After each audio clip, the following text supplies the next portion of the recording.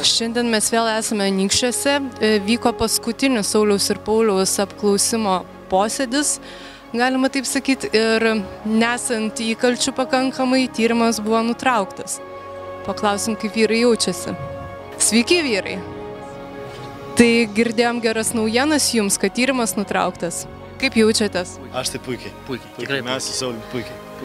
Tai kaip jums pavyko įrodyti, kad neapiplėšit? Paprastai. Neplėšėm to traukinio ir... Nepagautas nevagys. Žvakės nelaikė. Nu, neapiplėšė traukinio. Sakėm, ne. Jie sako, nu tai vis tiek. O kodėlgi ne? Ir paleido. O filmas kuriamas, juk girdėjot ir žinot, ką jūs galvojat, gal filmą reikėtų nutraukti, nes apie jūsų apiplėšimą kuriamas filmas? Kam traukti, taigi faina. Aš tai noriu, pavyzdžiui, pamatyti, kas būtų, jeigu būtų. Nors žinot, ką lietuviškas filmas, ką jis gerą gali padaryti. Nors... Iš tikrųjų bus labai įdomu, mes labai laukiam. Gerai, baig. Sauliau, o kokie filmai patinka jums lietuviški? Lietuviškos grožybės, galutinis tikslas. Valentinas vienas epizodas geras, nes visi, man kiti nelabai. Vienas gerai ten padarytas.